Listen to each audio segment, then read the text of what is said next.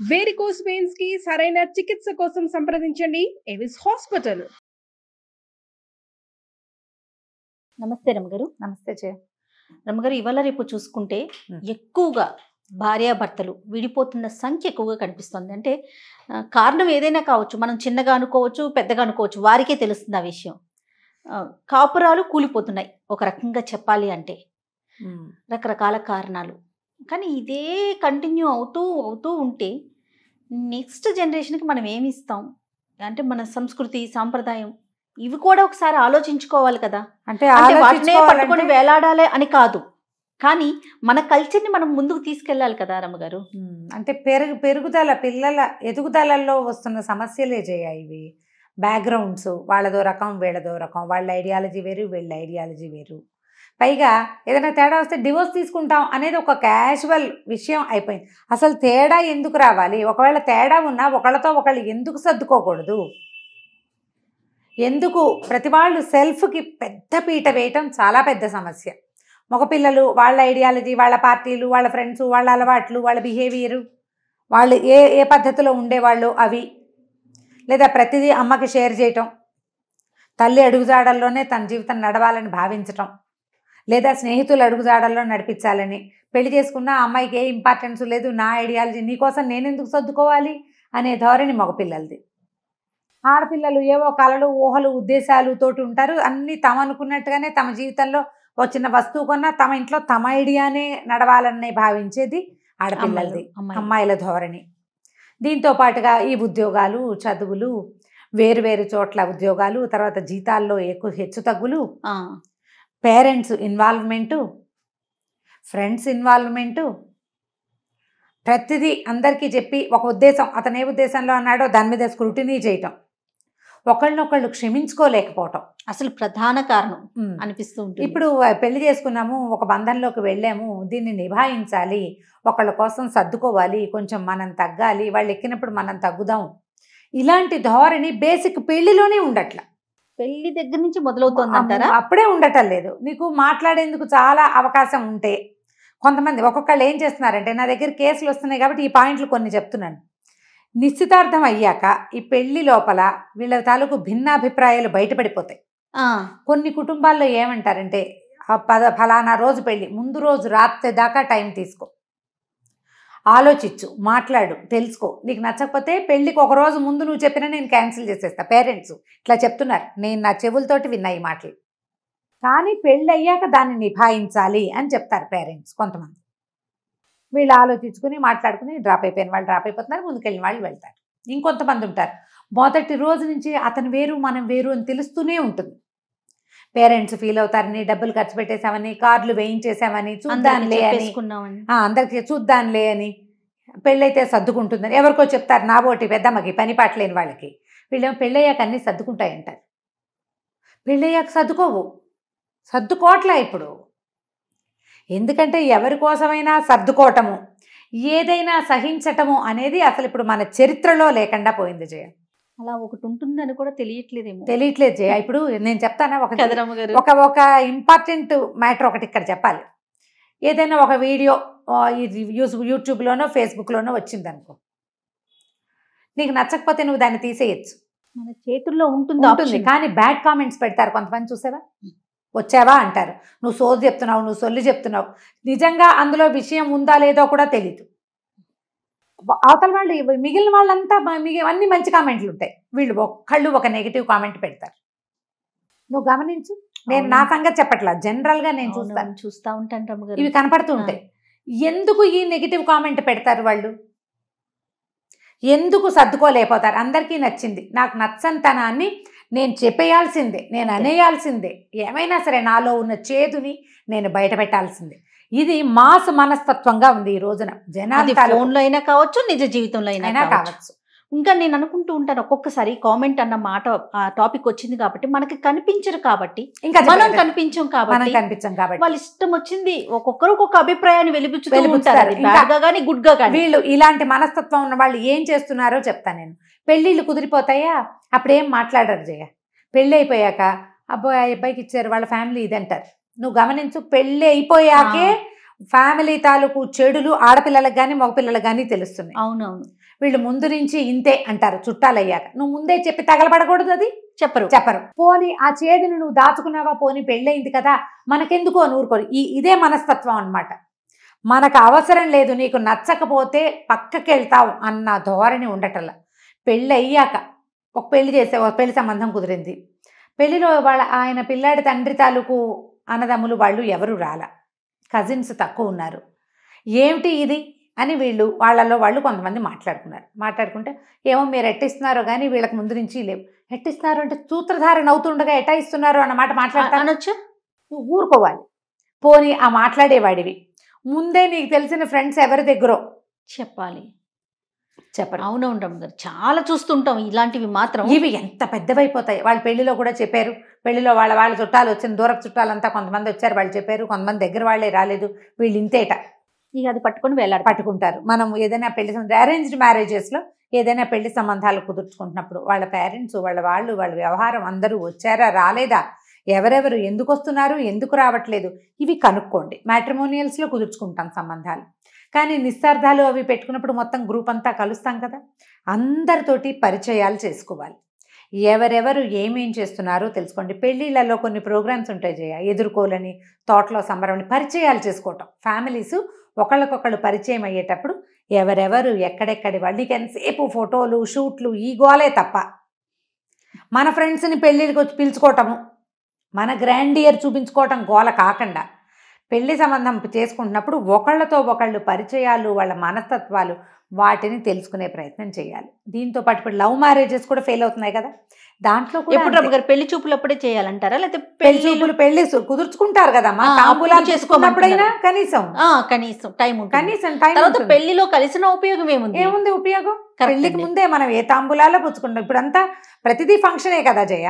కానీ రమ్మగారు మేకప్లకి, మీరు అన్నట్లుగా కాస్ట్యూమ్స్ కి, మన ఆడంబరాలకి చూపిస్తున్న టైం గానీ, ఆ విలువ గానీ, శ్రద్ధ గానీ, సరే వాళ్ళు వస్తున్నారు కదా, వాళ్ళు ఎవరు, వాళ్ళ ఫ్యామిలీస్ ఏంటి, అస్సలు లేదండి. కరెక్ట్ అండి, ఈ పాయింట్ మాత్రం ఆలోచించండి. ఈ రోజున ఆలోచించాలి మనం.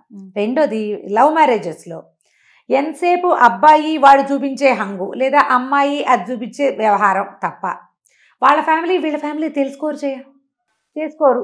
పెళ్లి చేసుకుంటారు.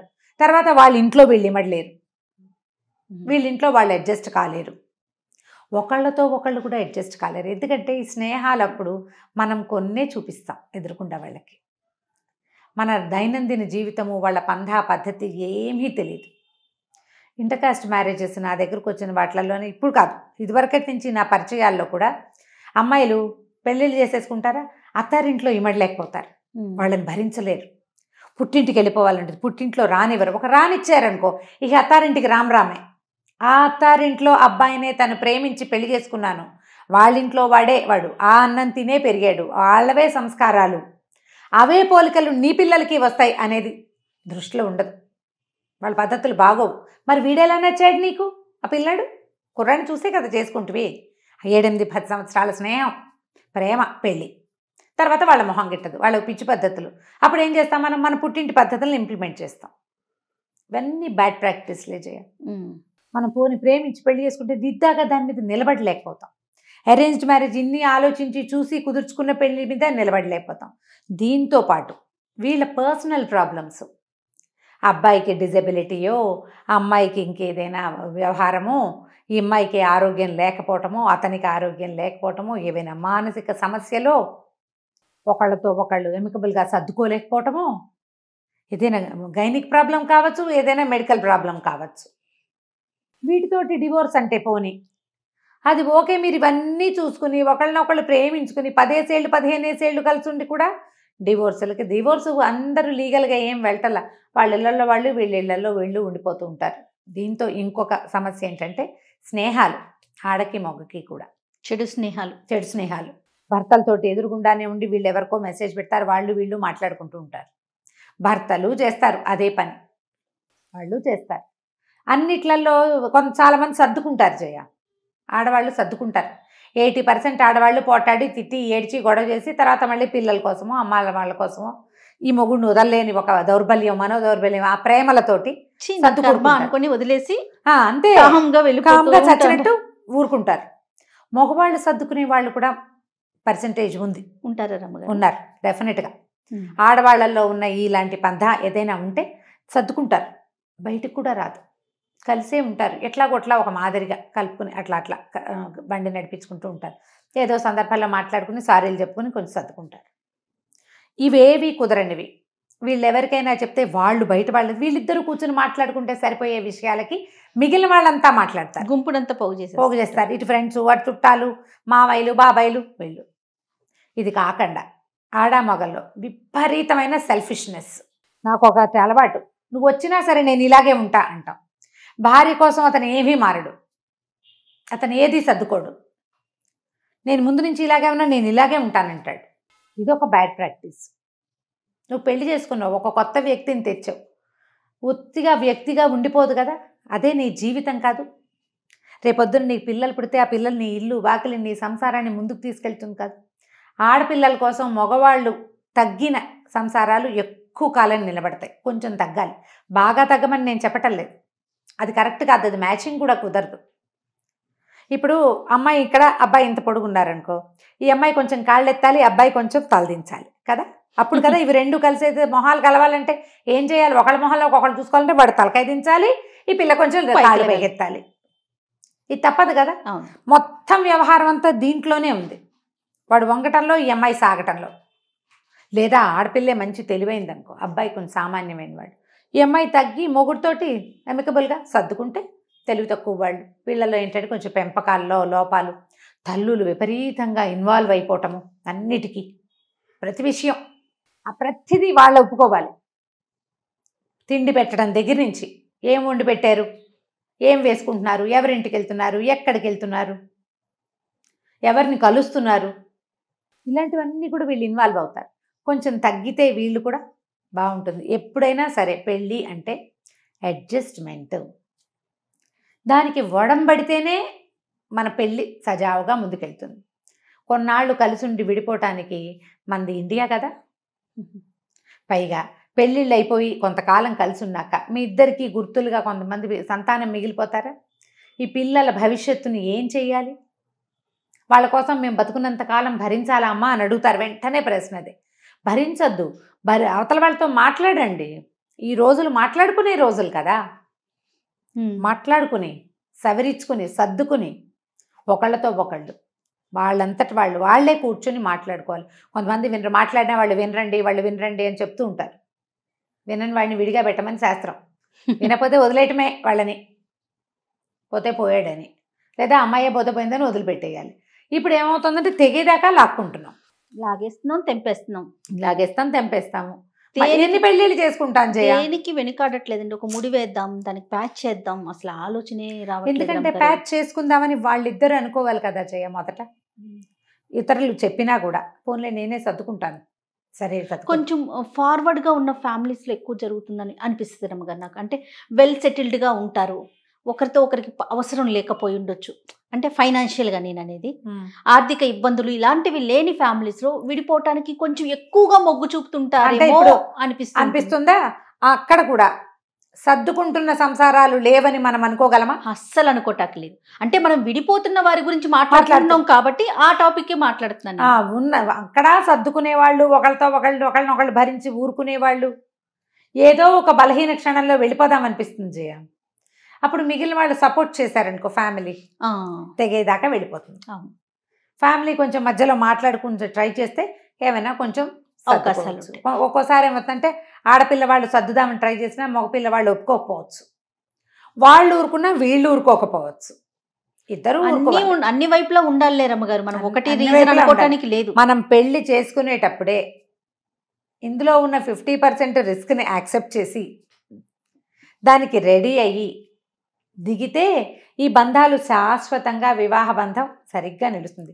నువ్వు మిగిలిన విషయాలుగా ఆలోచించిన దాంట్లో కనీసం 50% టైం అయినా దీనికి పెడితే అప్పుడు సరిగ్గా కుదురుతుంది. మేము ఈ మధ్య ఫోటోషూట్లు అవి చేసిన జంటలు కూడా విడిపోతున్నాయి, కొన్ని అవి వింటున్నాం. అలాగే కూడా జరుగుతోంది. ఆ ఫోటోషూట్లు అవన్నీ ఎలా అయిపోయినాయంటే పెద్ద పెద్ద సినిమా వాళ్ళు చేసుకునేవాళ్ళు, తర్వాత సెలబ్రిటీలోకి వచ్చి, తర్వాత కొంచెం బాగా డబ్బులున్న కుటుంబాలు, తర్వాత ఇప్పుడు అందరూ ప్రతి వాళ్ళు ఒక కెమెరామెన్ పెట్టి ఒక ఫోటోషూట్ పెట్టుకుంటూ ఉంటాం. అలాగే డివోర్స్ కూడా ముందు ఇంగ్లీష్ వాళ్ళ గురించే మాట్లాడుకునేవాళ్ళం. ఆవిడెవరో 7 పెళ్లిళ్ళు చేసుకుందని మా చిన్నప్పుడు ఎప్పుడు పేపర్లో చూస్తుండేవాళ్ళు. తర్వాత అది హిందీ సినిమాల వాళ్ళలోకి వచ్చింది. తర్వాత ఇంకా అట్లా టీవీలోకి, ఆ తర్వాత సెలబ్రిటీ థింగ్స్, వాళ్ళ పిల్లలు, అక్కడి నుంచి మామూలు నార్మల్ అయిపోయిందండి. చాలా కామన్. పెళ్లి అనే విషయం ఎంత కామన్ అయిందో అన్నీ అంతే. మనం అది కూడా కాపీ చేస్తున్నాం. అది కూడా కామన్ అయిపోతుంది. కొంచెం కాస్త ఒకళ్ళతో ఒకళ్ళు మాట్లాడుకోవాలి అంతే. నమస్తే రమ్య గారు. నమస్తే జయ.